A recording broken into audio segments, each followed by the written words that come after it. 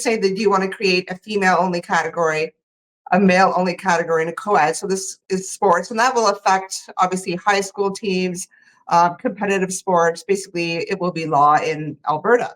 So that means that Anne will not be able to compete in the female category. Now, I do hope that those records are stripped, because currently right now 4 out of the 5 records in Alberta, because I don't think, do you remember Abby Silverberg pretended to be a woman? And so Abby actually still holds the bench only record. So I kind of brought that to their attention. I said that, I don't know if you know this, but there's 4 of the 5 records are held by men. So that would be good if you could maybe slide that in there, that any records held by men could go back to the rightful female owners. And then she does touch on, for minors, I believe, under 16, no puberty blockers, and for surgeries will not be done for anyone under 18 for gender affirming surgeries. And it's funny, I was telling, I mean, I've talked to this, mentioned this on many of my speeches, whether it's on Rebel or any other interviews, but I think you know this, Irene, but I mean, when I was 6, I was sexually abused by my neighbor. And after that happened, I wanted to become a little boy. And this didn't come out until all this trans stuff like started coming out in the last couple of years, that I realized, oh my God, I was actually a 6-year-old kid trying to protect myself from men, because after the abuse happened, I remember cutting my hair short, and I would dress up like a boy. And I wanted to blend in with the boys, because I was so deathly afraid that men were going to molest and touch me again. So that was a period of, I mean, a couple years, and like so afraid that I even thought like my own father was going to touch me. Like I was just so afraid of men. And that's why it's so important to, and then I found alcohol, you know, when I was about 10 years old. And that's what helped me with the awkwardness of puberty. It basically got me through. I could feel myself again. I could go through the awkwardness. I could talk to boys. I could go through like developing and stuff, like, because before I was like very scared and I was ashamed. So unfortunately, you know, I was a full-blown alcoholic by the time I was 18. But, you know, let the kids be kids, because I mean, if I had gone through that now, surely someone would have said, oh, well, she's, you know, she wants to, you know, give her hormones, or, you know, it would have been a different scenario nowadays. And I'm a firm believer there's no such thing as a trans kid. I do think that is just bad parenting, and that's child abuse. And it's, you know, it's a kid in a bad home or suffering trauma that's not been treated. So yeah, I think this legislation is bang on, and I think it's great, and it's going to save a lot of children's lives. Absolutely. And that's what they're discovering in the UK with the CAS report. A lot of these kids, they've been through sexual abuse. Some are on the spectrum. There's so many, or depression. There's so many other factors that could be contributing to, you know, gender dysphoria, them questioning, you know, their gender.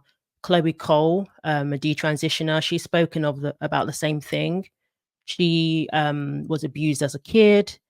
And sadly, what happened with her is, if the doctors who subscribe to this ideology, you know, as soon as these kids get in the hands of these doctors, that's when they start the ball rolling, and they convince parents that they have 2 choices, you know, a child of a different gender or a dead child.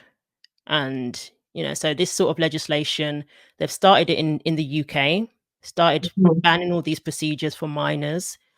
Here in the US, I don't know. I'm hoping, obviously, if Trump gets in, then these things will begin to change. So it's good to hear it's catching on in Canada as well, starting off in Alberta. Do you think it's going to affect the rest of the country? Is there hope for it? You know? Well, I do. So Alberta's the first. Now, this week on the 19th, I'm flying out to British Columbia because they have their election. And John Rustad, the leader of the Conservative Party, Now, he tried to table a bill back in April when Dr. Linda Blade and I flew out there as honorary guests. And the Fairness in Sports Act for women and girls actually got shot down by the current government, the NDP. Now, the NDP are very big on this woke ideology. They're big on the SOGI and the indoctrination of kids, and they're all for, basically they're the Kamala Harris of Canada. So so what John Rostad wants to do is basically, create the same type of legislation as Danielle Smith with female only, male only in a co-ed category. So we'll have British Columbia, Alberta's right next door. And I'm already talking to some municipalities in Saskatchewan because they have some elections coming up that they are very interested as well. So I do think, honestly, the pendulum has just swung way too far that we're finally going back. And it's not even common sense, Irene. I know people keep saying common sense. It's just integrity. It's just doing the right thing. Yeah. It's just protecting women and girls and kids at the end of the day. And I say this all the time that I'm not a feminist. Like, I don't know if you consider yourself a feminist. Like, I wouldn't consider myself. Yeah. You don't have to be a feminist just to stand up and protect children and women. And that means for men too. And I say this all the time. And I said, men, you need to use your voices. Stop sitting around and thinking that this is a woman problem. Like, a lot of men are like, oh, you guys created this, or, where's all the feminists? It's always the men that are like, where's the feminists? But I was like, did you by chance have a negative experience with a female back in the day?